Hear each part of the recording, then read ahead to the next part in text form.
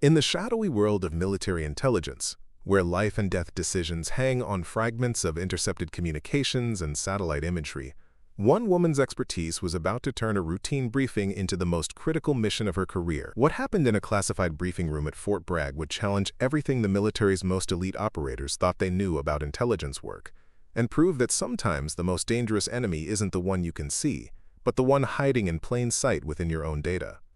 Before we jump back in, tell us where you're tuning in from, and if this story touches you, make sure you're subscribed, because tomorrow I've saved something extra special for you. The fluorescent lights hummed softly in the cramped intelligence analysis office tucked away in the basement of Building 47 at Fort Bragg, North Carolina.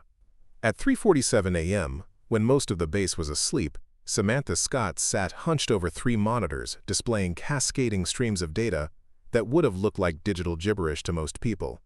To her, they told stories, dangerous, urgent stories that could save lives or end them. At 32, Samantha had mastered the art of invisibility in a world dominated by alpha personalities and combat veterans.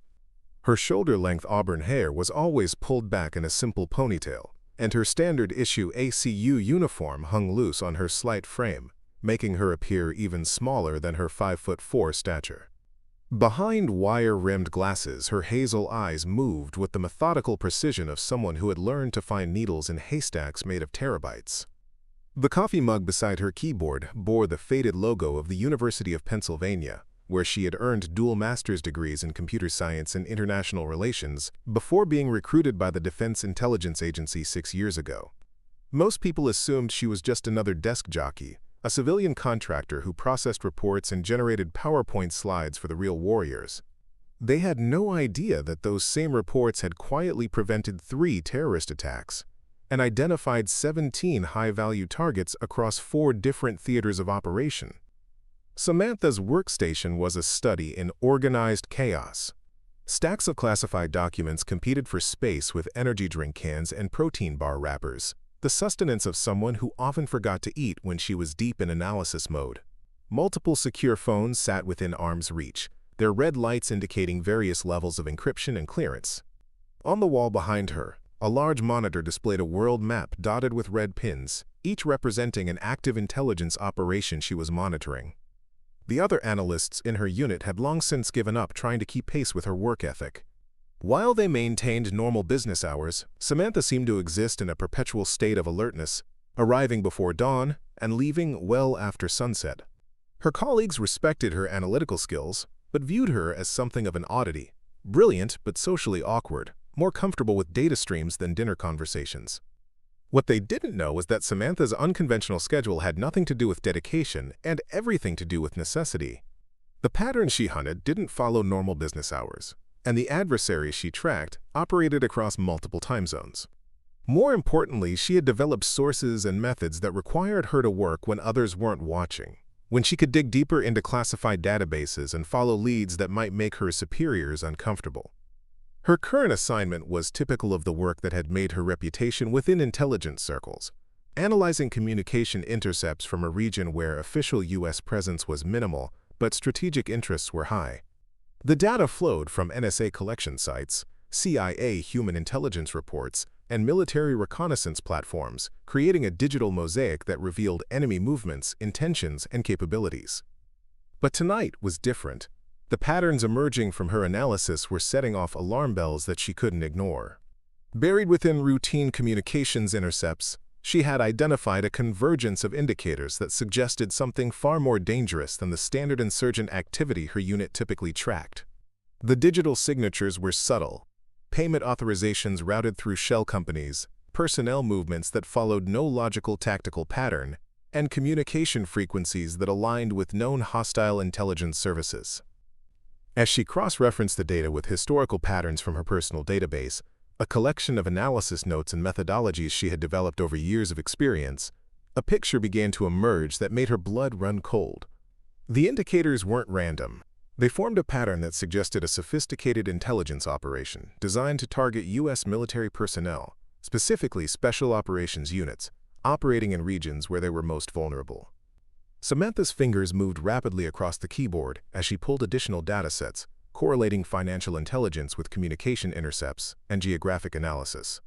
The emerging picture showed a network that had been operating for months, possibly years, gathering information on U.S. Special Operations deployment patterns, safe house locations, and operational methodologies. But the most disturbing element was the timeline.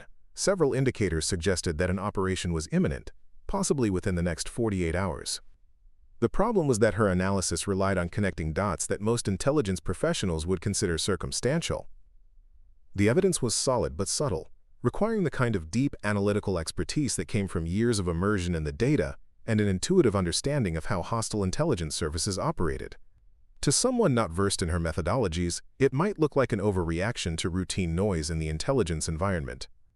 She glanced at the secure communication terminal that connected her to the Joint Operations Center, where duty officers maintained around-the-clock awareness of military operations worldwide. Protocol dictated that she should file a routine intelligence report and let it work its way through the bureaucratic chain. But the timeline she was seeing didn't allow for bureaucratic delays, and the implications were too serious to risk being dismissed as the paranoid analysis of an overworked desk officer. Samantha made a decision that would change everything. Instead of filing a routine report, she would request an immediate briefing with the operational units that her analysis suggested were at risk. It was a breach of normal protocol. Analysts typically didn't interface directly with operational personnel, but the situation demanded extraordinary action.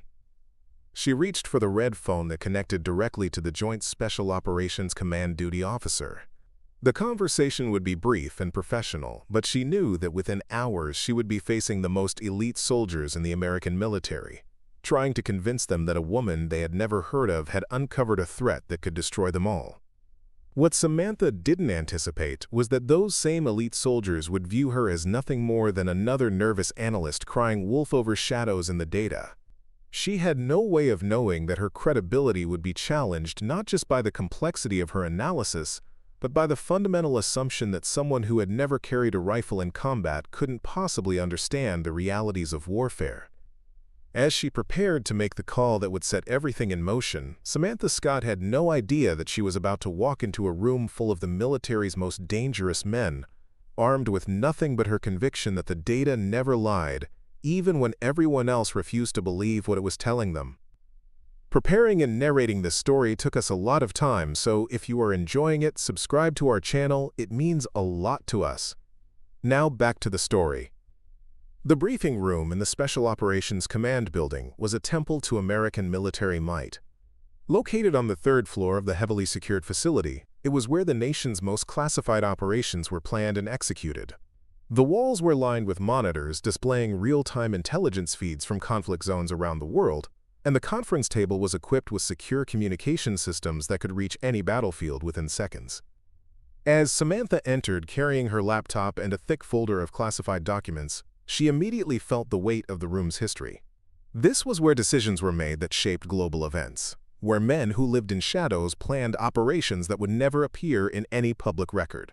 The air itself seemed to carry the gravity of life and death choices made daily within these walls. The team she was about to brief represented the pinnacle of American Special Operations capability.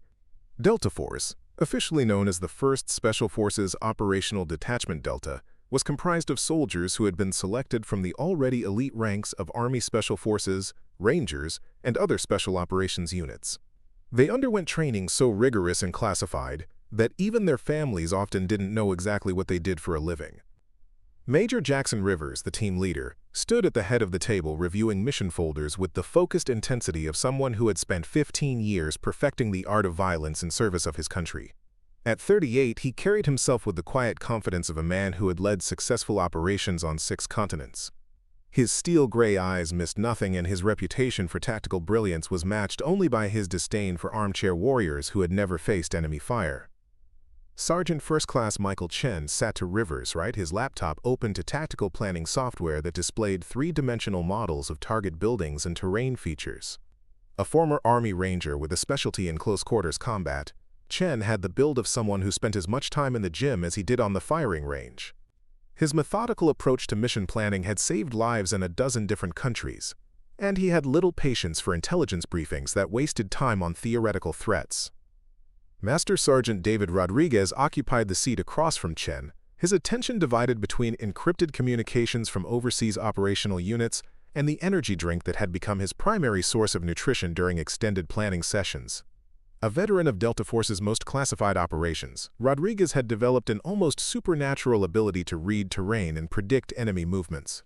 His survival instincts had been honed by years of operating in environments where a single mistake meant death. Staff Sergeant Kevin Anderson, the team's communications specialist, was simultaneously monitoring 3 different secure radio frequencies while updating digital maps on his tablet. At 29, he was the youngest member of the team but had already proven himself in operations that had eliminated some of the world's most dangerous terrorists. His expertise in electronic warfare and signal intelligence made him invaluable in an era where information moved at the speed of light. The final member of the briefing was Captain Lisa Morgan, a liaison officer from the Defense Intelligence Agency, who served as the bridge between operational units and the intelligence community. Morgan had spent years trying to translate the nuanced world of intelligence analysis into actionable information for operators who thought in terms of targets, timelines, and tactical advantages. She understood both worlds well enough to know that this briefing was about to become a collision between 2 very different military cultures. The room's atmosphere was charged with the tension that preceded every major operation. These men had worked together long enough to communicate with glances and gestures, their professional relationships forged in the crucible of combat missions where trust meant survival. They were accustomed to receiving intelligence briefings from seasoned analysts with decades of field experience, people who understood the realities of combat operations and could speak their language. What they were not prepared for was a slight woman in glasses who looked like she had never been outside a climate-controlled office building, much less understood the complexities of special operations warfare. As Samantha set up her laptop and connected to the room's secure presentation system, she could feel the weight of their skeptical attention. The body language around the table suggested that they were already mentally preparing for another routine briefing about threats that would never materialize into actual combat operations. Major Rivers glanced at his watch, a gesture that communicated his expectation that this briefing would be brief and to the point. His team had been pulled from mission preparation for what the Joint Operations Center had described as an quote, urgent intelligence update. But the presence of an unknown analyst suggested that someone had overestimated the importance of whatever information she was bringing. The room's technology represented the cutting edge of military communications and intelligence systems. Multiple monitors displayed real-time feeds from surveillance platforms operating around the world, while secure computer terminals provided access to classified databases containing information on enemy capabilities and intentions. The conference table itself was equipped with built-in tablets that could display maps, photographs, and tactical plans at the touch of a button. But for all its technological sophistication, the room operated according to rules and hierarchies that had been established through decades of special operations culture. Intelligence analysts were expected to provide information, not analysis. They were supposed to tell operators what they observed, not what they thought it meant. The interpretation of intelligence was the responsibility of the operational commanders who would have to act on it. Samantha could sense the unspoken expectations as she prepared to begin her presentation.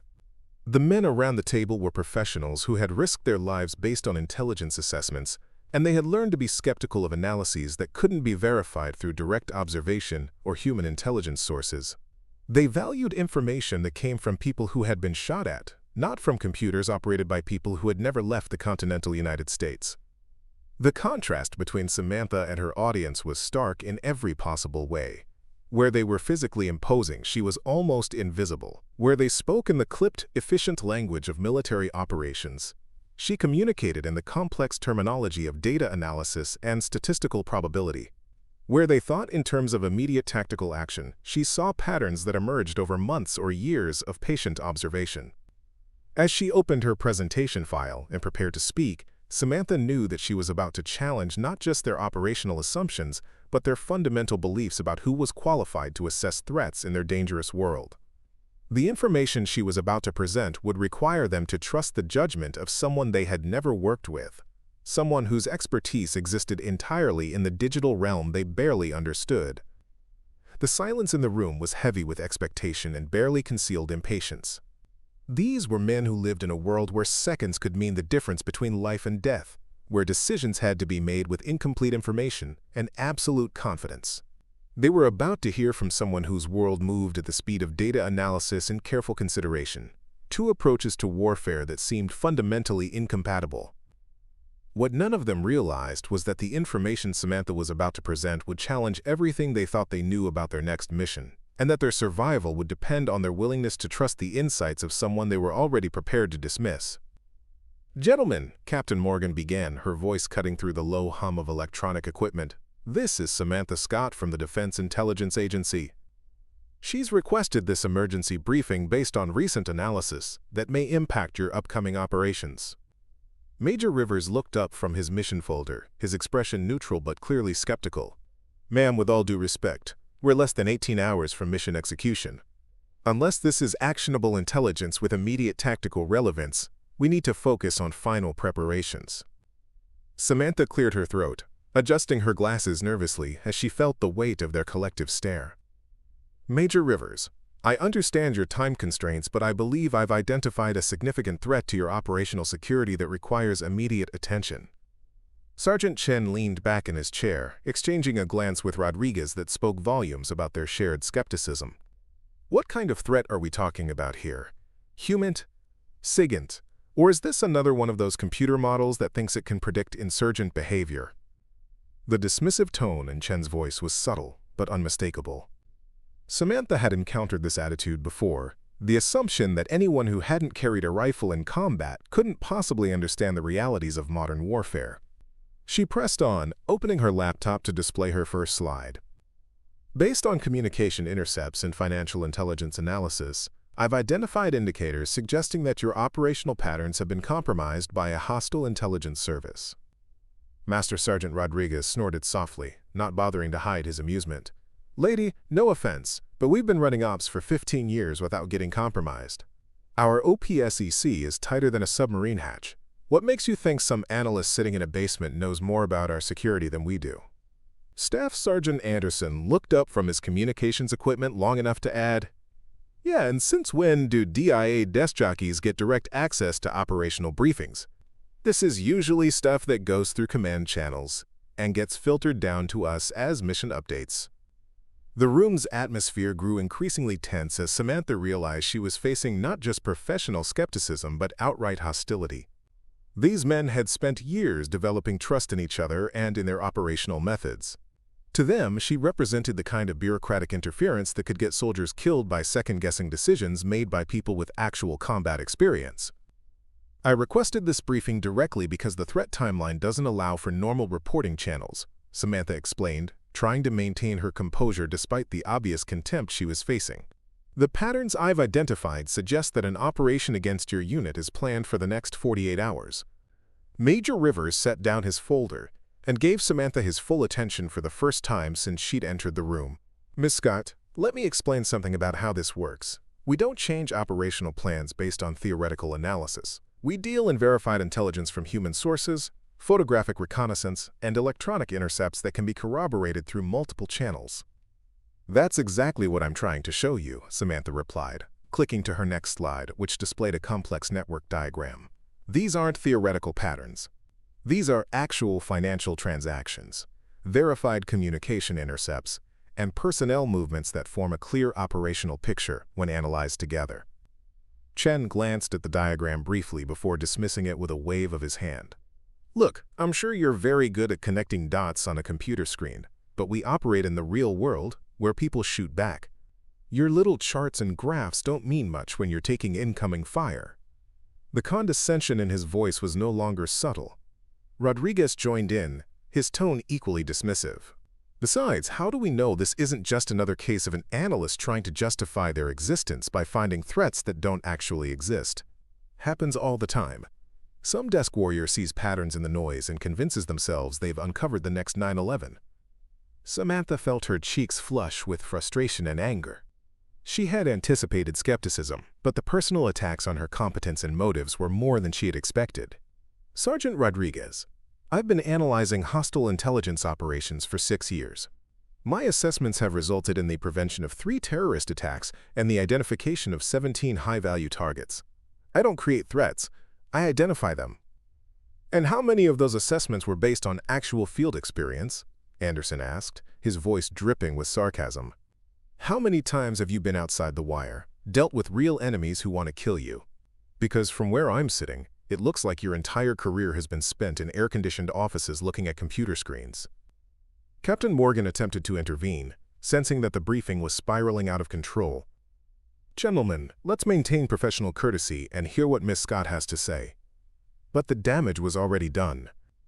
The team had collectively decided that Samantha represented everything they disliked about the intelligence bureaucracy.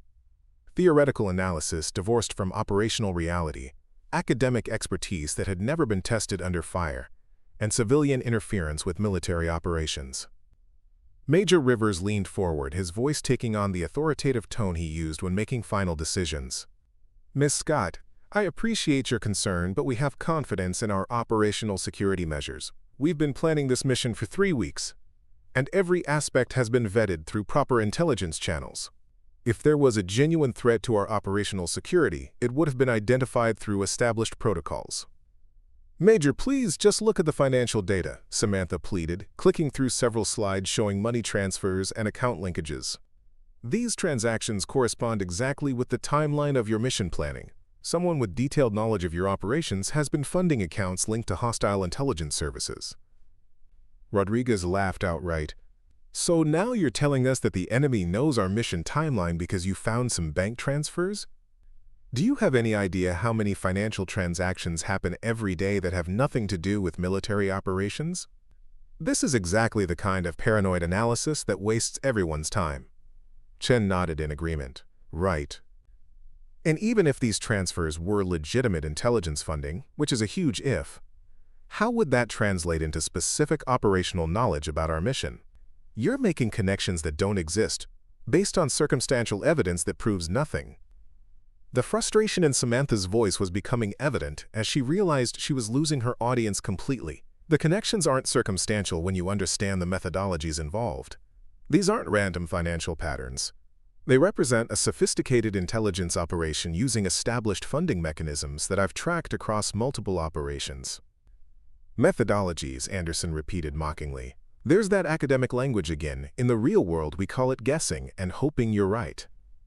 Major Rivers stood up, clearly indicating that he considered the briefing concluded. "Miss Scott, I'm going to stop this here. We have a mission to execute, and we can't afford to second-guess our operational plans based on theoretical analysis.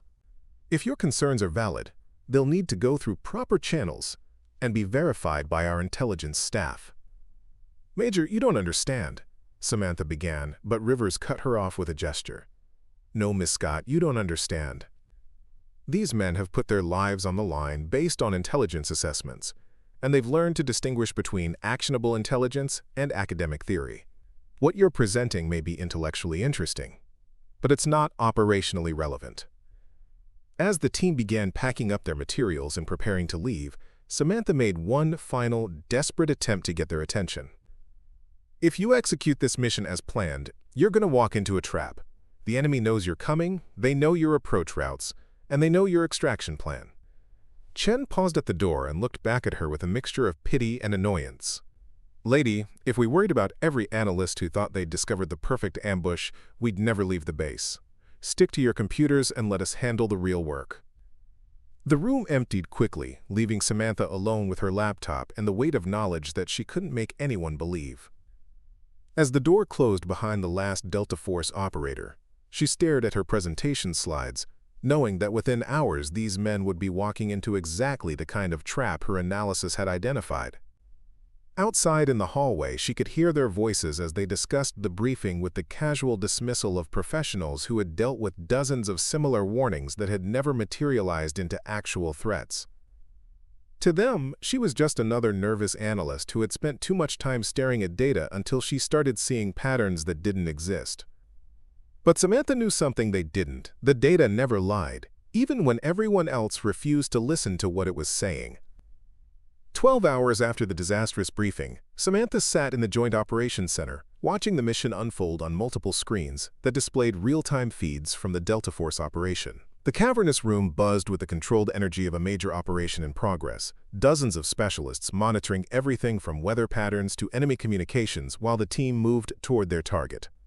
The operation was designated Thunder Run, a direct action mission to capture a high-value target in a compound located 30 kilometers outside Kandahar. Intelligence reports indicated that the target, a Taliban commander responsible for coordinating attacks against NATO forces, would be meeting with financial backers at the location.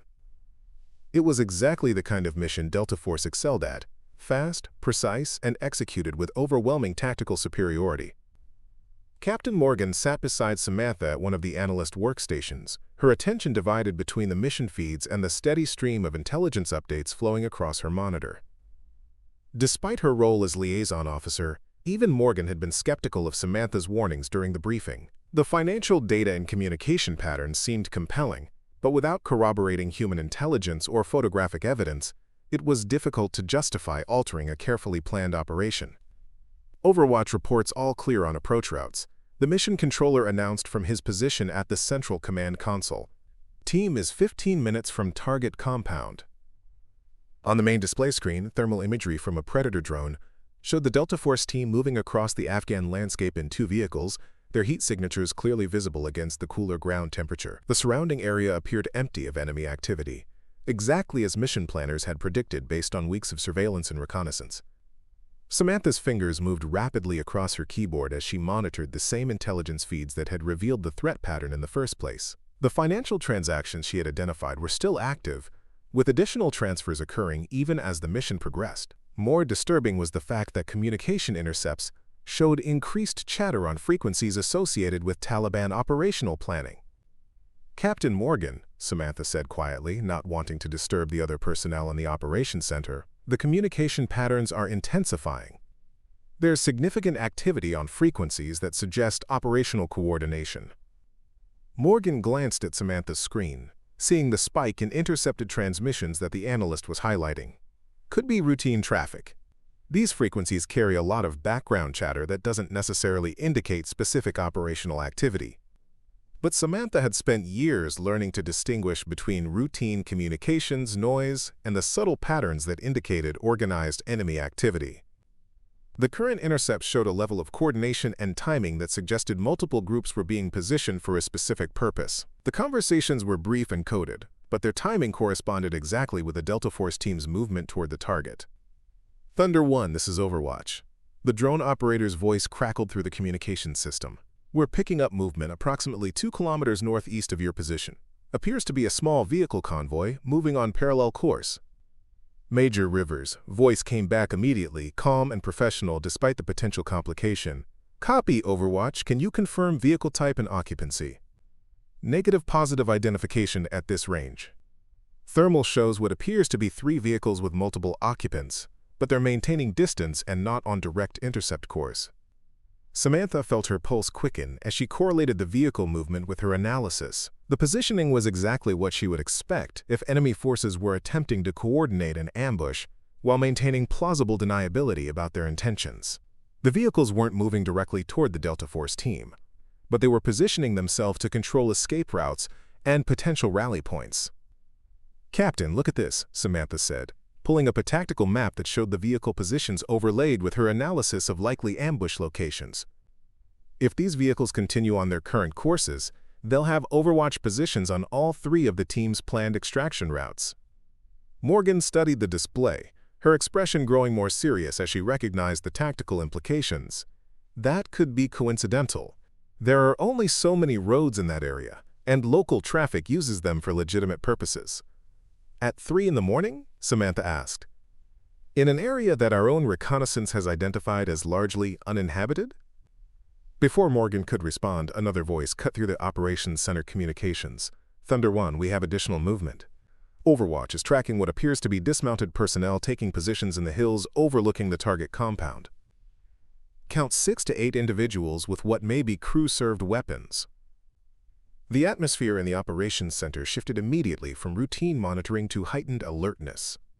Multiple conversations started simultaneously as intelligence specialists began correlating the new information with existing threat assessments. This was exactly the kind of development that could transform a straightforward mission into a complex battle with multiple enemy elements. Major Rivers' response was immediate and decisive. "Overwatch, can you confirm weapons identification on the dismounted personnel?" Negative confirmation, but positioning and behavior is consistent with Overwatch teams establishing firing positions. Recommend holding current position while we develop the situation. Samantha's analysis was now being vindicated in real time, but she took no satisfaction from being proven correct. The patterns she had identified in the intelligence data were manifesting exactly as her assessment had predicted. But the Delta Force team was already committed to the operation and moving deeper into what was clearly becoming a coordinated enemy trap. "Mayaskiri, they need to abort," Samantha said, her voice carrying more urgency than she had intended. "This is exactly the kind of coordinated response that my analysis indicated. The enemy isn't just aware of the operation. They've had time to prepare multiple defensive positions." Captain Morgan was now fully focused on Samantha's assessment, the reality of the developing situation forcing her to reconsider the intelligence that had been dismissed during the morning briefing. "What specifically did your analysis predict about enemy response patterns?" Samantha pulled up her original presentation, scrolling to slides that detailed the tactical implications of the intelligence patterns she had identified. The financial data showed funding for coordinated operations involving multiple cells. The communication intercepts suggested advance warning and preparation time. Combined with the operational security compromises I identified, it pointed to an enemy force that knew not just about the mission but about our specific tactics and capabilities. On the main screen, the thermal imagery showed the Delta Force team holding position while the drone conducted reconnaissance of the newly identified threats. The tactical situation was becoming increasingly complex, with enemy elements positioned to engage from multiple directions if the team continued toward their target. "Thunder 1, this is Command. Based on current intelligence picture, recommend abort and extract to alternate LZ." There was a long pause before Major Rivers responded, and Samantha could imagine the tactical calculations he was making. Aborting the mission meant losing the opportunity to capture a high-value target, but continuing forward meant engaging multiple enemy elements in terrain that favored the defenders. "Command, Thunder 1, we can still execute this mission. Enemy numbers appear manageable, and we have air support available if needed." Samantha felt a chill as she realized that Rivers was still underestimating the threat, despite the evidence developing around him.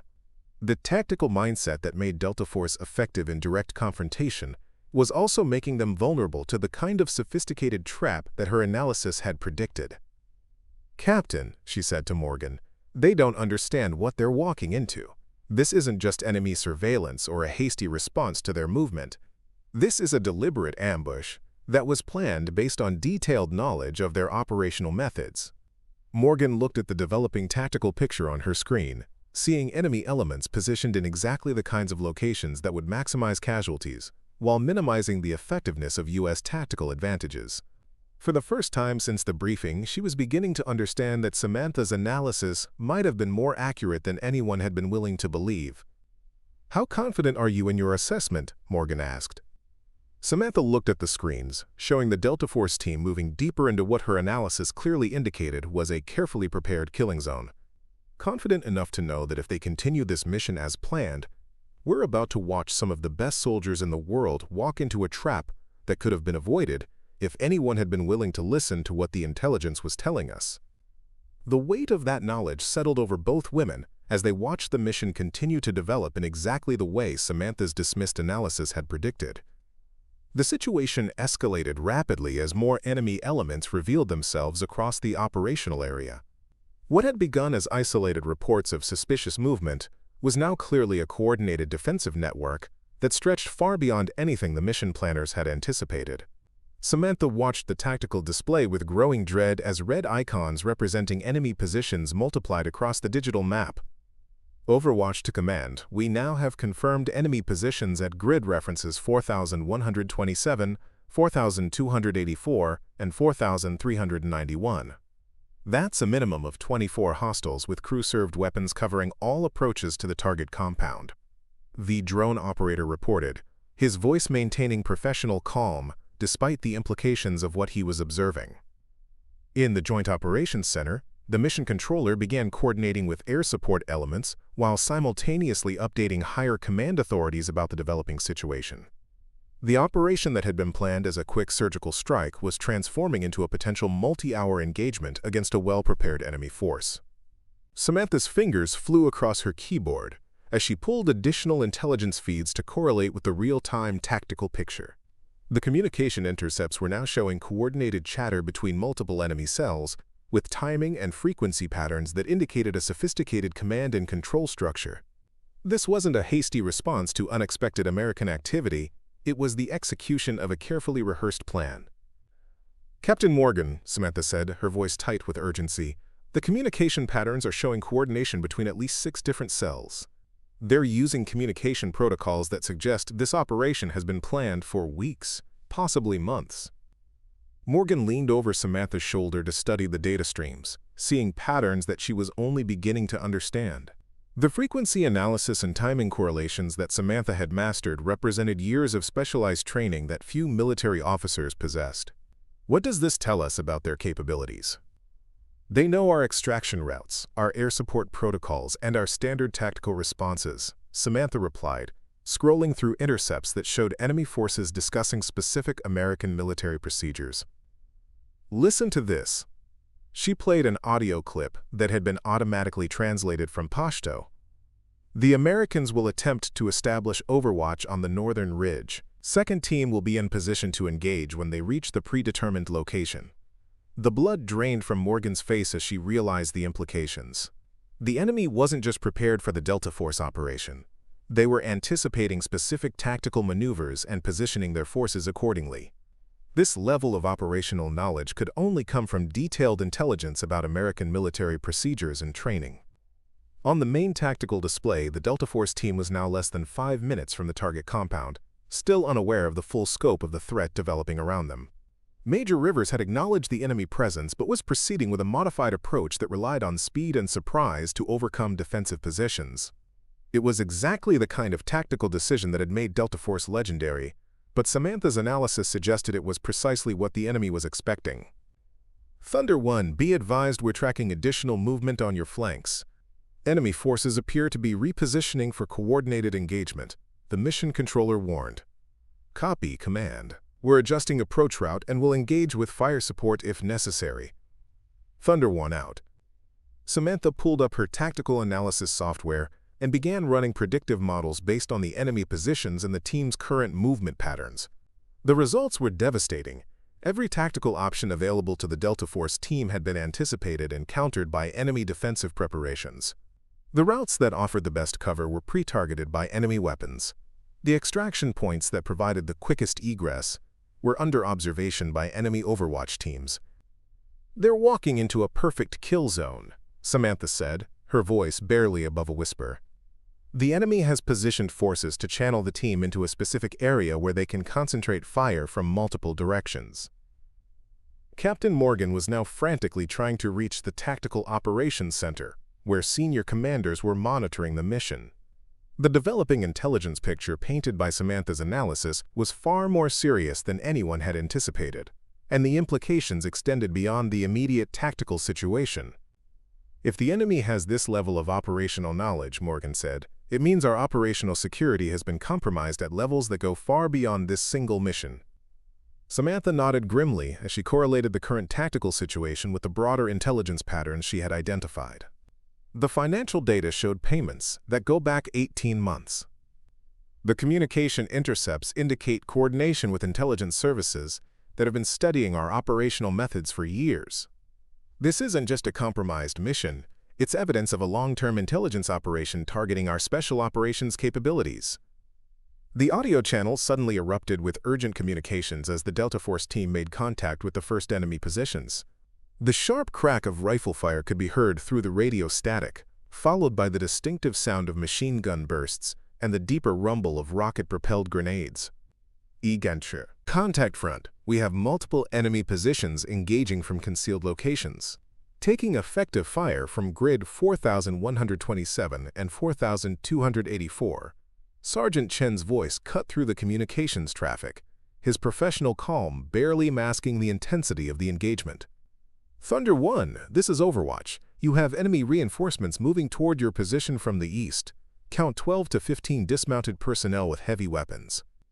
The tactical situation was deteriorating exactly as Samantha's analysis had predicted. The enemy wasn't just defending the target compound.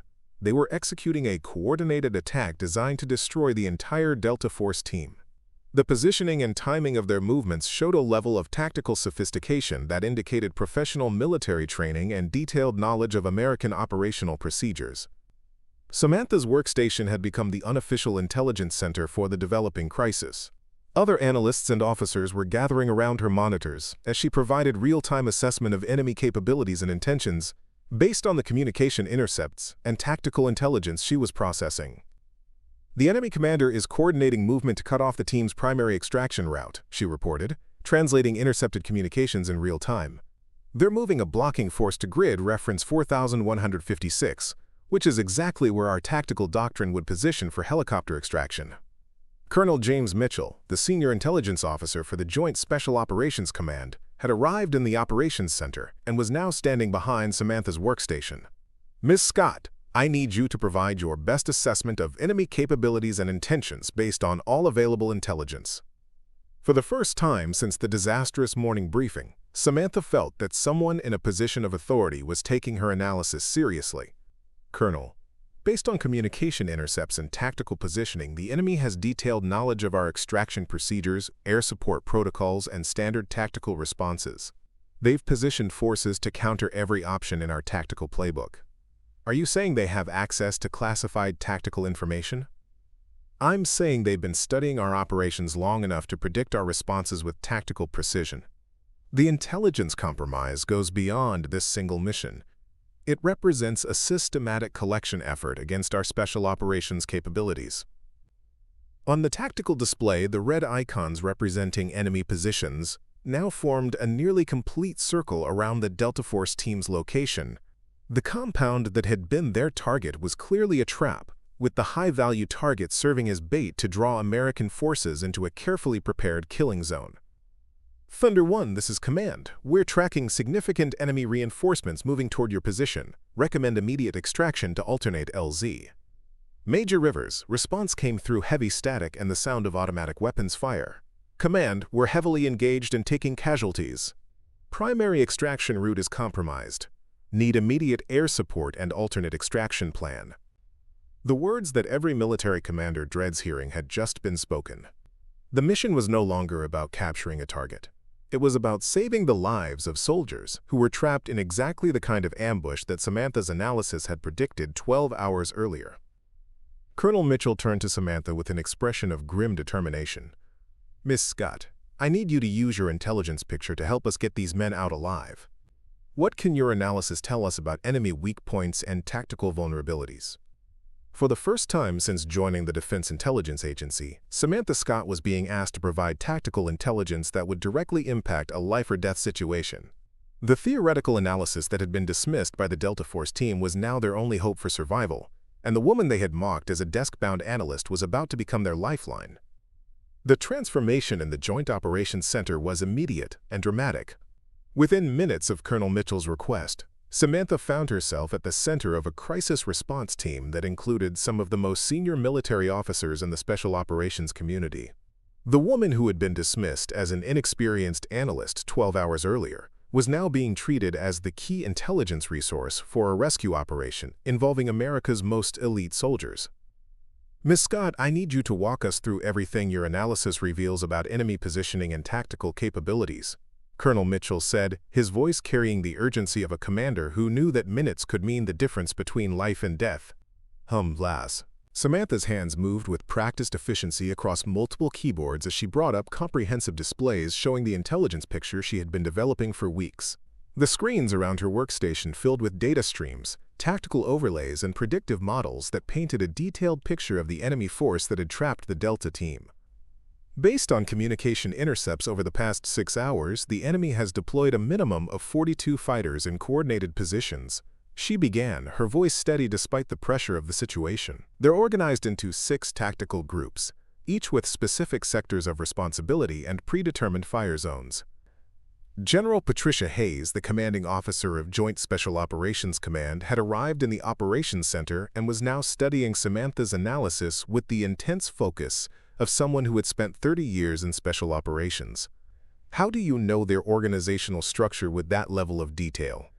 The communication patterns reveal a sophisticated command structure using frequency-hopping radios and standardized military terminology, Samantha explained, pulling up audio files of intercepted transmissions. They're using tactical call signs and coordination procedures that indicate professional military training, not typical insurgent operations.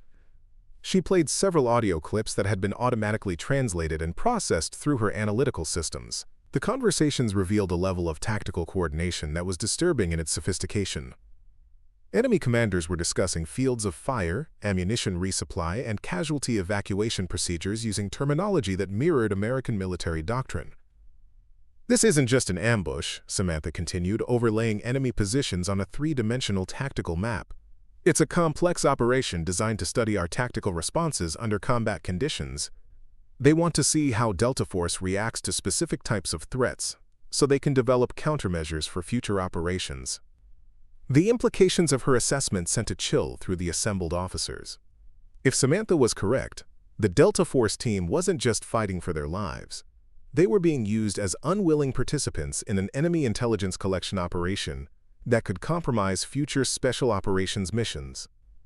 Captain Morgan, who had witnessed Samantha's analysis from the beginning, stepped forward to provide context for the senior officers who were just learning about the intelligence picture. Sir, Miss Scott identified this threat pattern 18 hours ago based on financial intelligence and communication intercepts. The tactical situation developing now matches her predictions with remarkable accuracy. General Hayes turned her attention fully to Samantha, her expression reflecting a mixture of respect and concern. Miss Scott, if your analysis is correct, how do we extract our people without giving the enemy additional intelligence about our capabilities? Samantha had been anticipating this question and had been developing tactical options based on her understanding of both American capabilities and enemy expectations. The enemy has positioned forces to counter our standard extraction procedures, but they've also revealed patterns in their own tactical deployment that we can exploit. She highlighted specific areas on the tactical map where enemy communication intercepts revealed gaps in coverage and coordination problems between different tactical groups. Groups 3 and 5 are having communication difficulties due to terrain interference. There's a window between 0347 and 0352 hours when their coordination will be degraded due to scheduled frequency changes. Colonel Mitchell leaned forward, studying the tactical possibilities that Samantha was identifying. What kind of extraction window are we talking about? Approximately 7 minutes where the enemy's ability to coordinate fires will be significantly reduced, she replied, pulling up predictive models that showed optimal timing for helicopter insertion and extraction. But it requires precise coordination and the use of approach routes that violate standard tactical doctrine. The room fell silent as the assembled officers contemplated the implications of what Samantha was proposing. She was suggesting that the rescue operation succeed by deliberately doing the opposite of what military doctrine recommended, based on her understanding of enemy expectations and tactical preparations. Thunder 1, this is Command. What's your current tactical situation? General Hayes asked over the secure communications channel. Major Rivers' voice came back through heavy static, punctuated by the sounds of ongoing combat. Command, we're pinned down in 3 separate positions. Enemy has us bracketed with mortar fire and is preventing movement toward any of our planned extraction points. We have 2 wounded and ammunition is running low. The tactical picture was becoming increasingly desperate. The Delta Force team was trapped in exactly the kind of situation that Samantha's analysis had predicted, fighting an enemy that seemed to anticipate their every tactical decision. Major Rivers, this is General Hayes. We're developing an alternate extraction plan based on new intelligence assessment. Need you to hold position for approximately 20 minutes while we coordinate air support. Copy, Command. We'll hold as long as possible, but enemy pressure is increasing. Samantha was now working directly with flight operations personnel to coordinate helicopter assets and close air support based on her intelligence picture. The extraction plan she was developing required split-second timing and the coordination of multiple aircraft operating in a heavily defended area. The enemy's anti-aircraft capabilities are concentrated in sectors 2 and 4, she reported to the flight operations coordinator, but they have a blind spot in sector 6 due to terrain masking and the positioning of their own forces. Her analysis revealed that the enemy had made a tactical error in their defensive preparations. Their focus on countering American helicopter operations had created a gap in their coverage that could be exploited by aircraft approaching from an unexpected direction. If we can get close air support to suppress sectors 2 and 4 simultaneously, Samantha continued, it will force the enemy to reposition their anti-aircraft assets and create a window for extraction helicopters to approach through Sector 6. General Hayes was now completely focused on Samantha's tactical assessment, recognizing that the young analyst had developed a more comprehensive understanding of the tactical situation than anyone else in the operations center. Miss Scott, I'm putting you in direct communication with the Flight Operations Coordinator and the Close Air Support Controller. I want you to provide real-time intelligence updates based on your analysis of enemy communications and tactical positioning. For the first time in her career, Samantha found herself with direct operational responsibility for a life-or-death situation. The theoretical analysis that had been her specialty was now being translated into tactical decisions that would determine whether some of America's best soldiers lived or died. Enemy communications are showing increased activity in Sectors 1 and 3, she reported as new intercepts came through her monitoring systems. They're repositioning forces to counter what they perceive as our most likely extraction approach. The irony was not lost on anyone in the operations center. The enemy's tactical sophistication was actually working against them, as their detailed knowledge of American procedures was making their movements predictable to an analyst who understood their decision-making process. Air support is inbound, the Flight Operations Coordinator announced, ETA 4 minutes to target area. Samantha monitored enemy communications as the sound of approaching aircraft began to appear on her acoustic analysis systems. The enemy response was immediate and revealed additional information about their capabilities and positioning. They're activating air defense systems that weren't part of the original intelligence picture, she reported urgently. 2 additional anti-aircraft positions just came online in Sectors 5 and 7. The rescue operation was becoming increasingly complex as both sides adapted to changing tactical conditions. But for the first time since the crisis began, American forces had an intelligence advantage in the form of an analyst who could predict enemy responses and identify tactical opportunities in real time. The Delta Force team's survival now depended on Samantha's ability to outthink an enemy commander who had spent months preparing for this exact scenario. The rescue operation reached its critical phase as Samantha's intelligence picture revealed the full scope of what they were facing. Her analysis had uncovered not just a tactical ambush, but evidence of a sophisticated intelligence operation that had been targeting American special operations for years. The implications went far beyond the immediate crisis. This was a systematic effort to compromise the most classified military capabilities in the U.S. arsenal. General Hayes, I'm detecting communication patterns that suggest this operation is being observed and recorded by intelligence personnel who aren't part of the tactical engagement, Samantha reported, her voice tight with the urgency of the discovery. There are communication links to locations outside the immediate operational area that are consistent with intelligence collection platforms. The revelation sent shockwaves through the command center. Not only was the Delta Force team trapped in a carefully planned ambush, but their tactical responses were being studied and recorded for future use against American forces.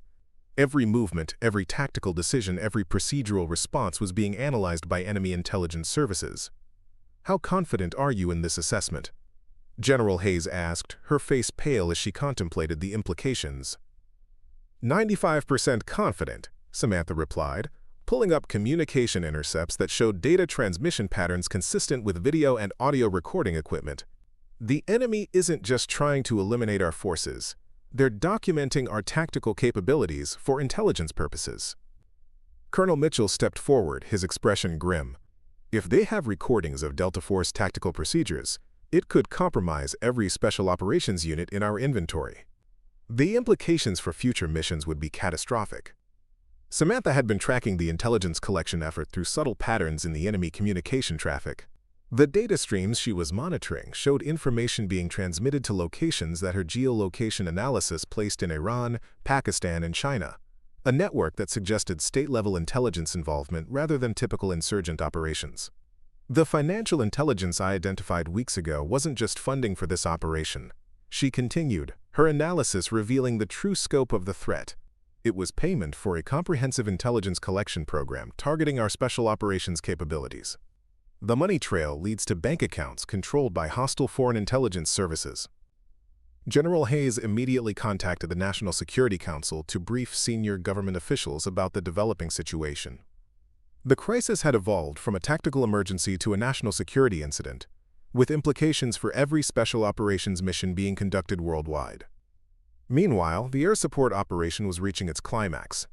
F-16 Fighting Falcons were approaching the target area to suppress enemy air defenses, while Apache attack helicopters positioned themselves to provide close air support for the extraction. The coordination required split-second timing based on Samantha's real-time intelligence updates about enemy positioning and capabilities. Enemy air defenses are activating, Samantha reported as her electronic intelligence monitoring systems detected radar emissions from surface-to-air missile systems. I'm tracking at least 4 different radar signatures, including systems that weren't part of previous intelligence assessments. The sophistication of the enemy air defense network was far beyond anything that typical insurgent forces could deploy or operate. The radar systems that Samantha was detecting required professional military training and suggested the involvement of foreign military advisors or intelligence personnel. This is definitely not a local insurgent operation, she concluded, her analysis revealing the true nature of what they were confronting. The level of coordination, the sophisticated equipment, and the intelligence collection capabilities all point to a foreign intelligence service using local assets to conduct operations against our forces. The rescue helicopters were now approaching the target area, using approach routes that Samantha had identified based on gaps in enemy coverage and defensive positioning. The success of the operation depended on her ability to predict enemy responses and guide American forces through the tactical maze that had been prepared for them. Thunder 1, this is Rescue 6. We're inbound to your position using approach route Delta. Prepare for extraction in 2 minutes. Major Rivers. Response came through heavy combat noise as the Delta Force team fought to reach the extraction point that Samantha had identified. Copy, Rescue 6. We're moving to designated LZ under heavy fire. Enemy is attempting to prevent movement with concentrated mortar barrage. Samantha monitored enemy communications as they coordinated their response to the rescue attempt. The intercepts revealed that the enemy commander was following a predetermined plan for countering American extraction procedures, but his tactical responses were exactly what her analysis had predicted. Enemy forces are repositioning to grid references 4,298 and 4,301, she reported to the air support controllers. They're moving anti-aircraft assets to counter the extraction helicopters, but they're exposing themselves to attack from our close air support platforms. The tactical situation was unfolding like a deadly chess game, with each side trying to anticipate and counter the other's moves. But Samantha's comprehensive intelligence picture was giving American forces a critical advantage, the ability to see several moves ahead and position assets accordingly. Air support is engaging enemy positions, the close air support controller announced as Apache helicopters opened fire on the enemy forces that Samantha had identified. The distinctive sound of 30mm chain guns echoed through the radio communications as American aircraft systematically destroyed the threats that were preventing the rescue operation. But even as the immediate tactical situation improved, Samantha's analysis was revealing disturbing information about the broader intelligence compromise. The communication intercepts showed that enemy intelligence personnel were already transmitting recorded data about American tactical procedures to locations outside Afghanistan. General, the intelligence collection operation is ongoing, she reported urgently. They're transmitting combat footage and tactical analysis to external intelligence services even as we conduct the rescue operation. The implications were staggering. Every aspect of the rescue mission, the tactics, procedures, equipment capabilities, and response times, was being documented and analyzed by hostile intelligence services. Future American operations would face enemies who had detailed knowledge of exactly how Delta Force and other special operations units responded to specific tactical situations. Can you identify the transmission paths and interrupt them? Colonel Mitchell asked. Samantha's fingers flew across her keyboard as she attempted to trace the communication links that were carrying the intelligence data to external locations. The transmissions are using satellite communication systems and encrypted data links that are beyond our ability to interrupt from this location. We would need cyber warfare capabilities or electronic warfare aircraft to disrupt them. General Hayes was now coordinating with multiple agencies to address the broader intelligence implications while simultaneously managing the immediate rescue operation. The crisis had revealed a security breach that went to the heart of American Special Operations capabilities. Thunder 1. This is Rescue 6. We have visual on your position and are beginning extraction. Enemy fire is suppressed, but not eliminated. The rescue helicopters were now in the target area, with door gunners engaging enemy positions that continued to threaten the extraction operation. The Delta Force team was fighting their way to the landing zone, under covering fire from both the helicopters and the close air support aircraft that Samantha had positioned based on her intelligence analysis. All team members are aboard, came the welcome report from the rescue helicopter. Extraction complete, returning to base. But even as the immediate crisis ended successfully, Samantha's continued analysis was revealing the true scope of the intelligence disaster they had uncovered. The operation that had nearly cost the lives of America's most elite soldiers was just one part of a comprehensive intelligence collection program that had been operating for years.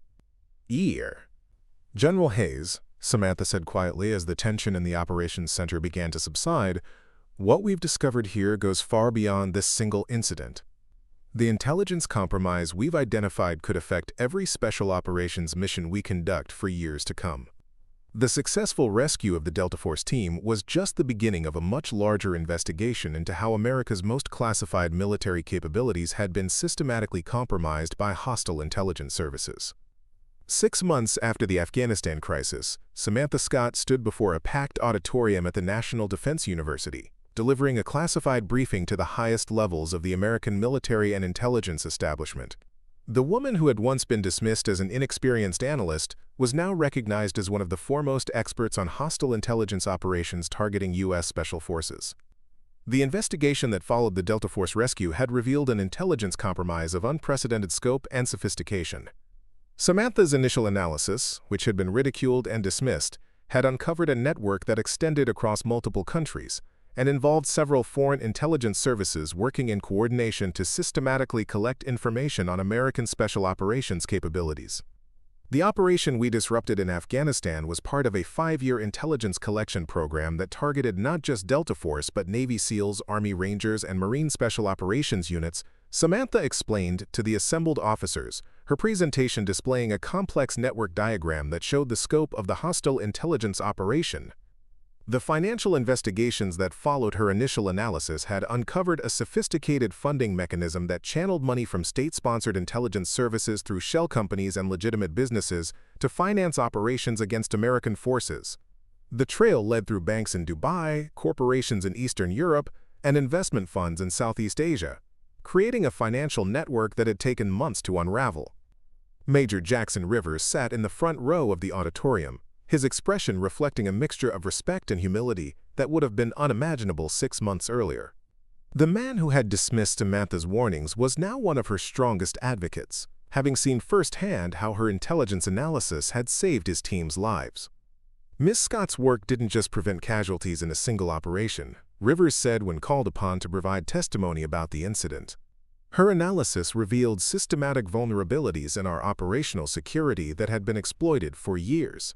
Every special operations unit in our inventory has had to revise their procedures based on what she uncovered. The investigation had also led to significant arrests and prosecutions. The financial intelligence that Samantha had identified helped law enforcement agencies track down American citizens who had been providing information to foreign intelligence services. 3 defense contractors, 2 Pentagon officials, and a retired special operations officer were now serving lengthy prison sentences for their roles in the intelligence network. But perhaps the most significant outcome was the complete overhaul of special operations security procedures. Samantha had been appointed as the director of a new intelligence analysis center specifically focused on identifying and countering hostile intelligence operations targeting American military forces.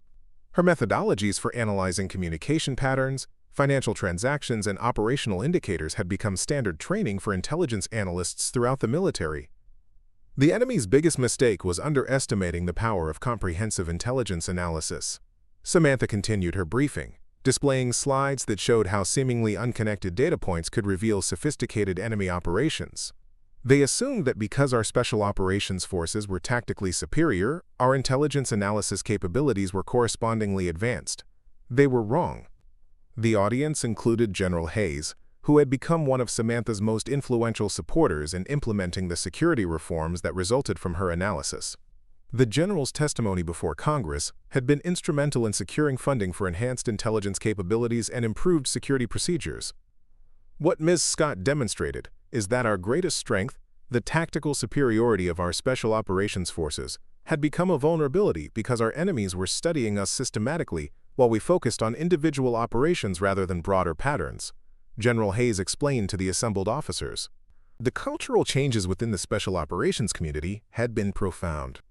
The dismissive attitude toward intelligence analysts that had nearly cost the Delta Force team their lives had been replaced by a new appreciation for the complex analytical work required to identify sophisticated threats. Intelligence analysts were now embedded with operational units from the earliest stages of mission planning.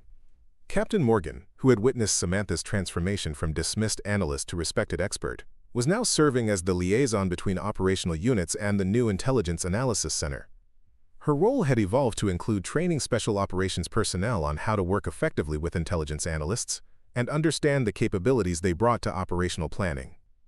The most important lesson we learned is that modern warfare requires the integration of analytical expertise with tactical capability, Morgan explained during a panel discussion that followed Samantha's presentation. The enemy isn't just fighting us on the battlefield. They're studying us systematically, and we need the same level of analytical sophistication to counter their efforts. The impact of Samantha's work extended far beyond the military community. Her techniques for analyzing financial transactions and communication patterns had been adopted by other government agencies investigating international criminal networks and terrorist financing operations. The methodologies she had developed for connecting seemingly unrelated data points were now being used to investigate everything from cyber attacks to drug trafficking operations. But perhaps the most personal vindication came when the Delta Force team requested that Samantha be present for their mission briefings. The same soldiers who had questioned her credibility and experience now insisted on having her analytical input before conducting high-risk operations. "Ma'am, I owe you an apology," Sergeant Chen said during a break in the briefing, approaching Samantha with the respect that had been notably absent during their first encounter. "I let my assumptions about your experience cloud my judgment about your expertise. That was a mistake that could have cost lives." The other team members had expressed similar sentiments over the months following the Afghanistan incident. Master Sergeant Rodriguez had written a formal commendation letter praising Samantha's analytical work and recommending her for recognition at the highest levels of the intelligence community. Staff Sergeant Anderson had requested to attend her training courses to better understand the analytical techniques that had identified the threat to their mission. The broader implications of Samantha's discovery continued to reverberate throughout the national security community. The revelation that hostile intelligence services had been systematically studying American special operations for years had led to comprehensive reviews of operational security procedures across all branches of the military. Training programs had been revised, communication protocols had been upgraded, and new counterintelligence measures had been implemented. The network we uncovered was just one example of how our adversaries are adapting to American military capabilities. Samantha concluded her briefing, displaying a world map that showed the global scope of intelligence threats facing U.S. forces. "Our tactical superiority means nothing if the enemy knows exactly how we're going to use it." As the briefing concluded and the audience dispersed, Samantha reflected on the journey that had brought her from the Basement Analysis Center at Fort Bragg to the podium of the National Defense University. The skills that had made her effective as an analyst, attention to detail, pattern recognition, and the ability to see connections that others missed, had proven invaluable in ways she had never anticipated. The woman who had once worked in obscurity, analyzing data streams in a windowless office, was now recognized as a pioneer in the integration of analytical expertise with operational planning. Her work had saved lives, exposed enemy capabilities, and fundamentally changed how the American military approached intelligence analysis. But more importantly, she had proven that expertise came in many forms, and that the most valuable insights often came from people who approached problems from unexpected angles. The Delta Force soldiers who had initially dismissed her as a desk-bound analyst now understood that modern warfare required not just physical courage and tactical skill, but also the intellectual courage to challenge assumptions and the analytical expertise to see patterns that others missed. The intelligence war that Samantha had uncovered was far from over, but thanks to her work, American forces were now better equipped to fight it. The ghost in the machine, the patient analyst who could see threats that others missed, had become an integral part of America's most elite military capabilities. And in the end, that integration of analytical intelligence with operational excellence would prove to be America's greatest advantage in the evolving landscape of modern warfare. Up next, you've got two more standout stories right on your screen. If this one hits the mark, you won't want to pass these up. Just click and check them out. And don't forget to like, subscribe, and turn on the notification bell so you don't miss any upload from us.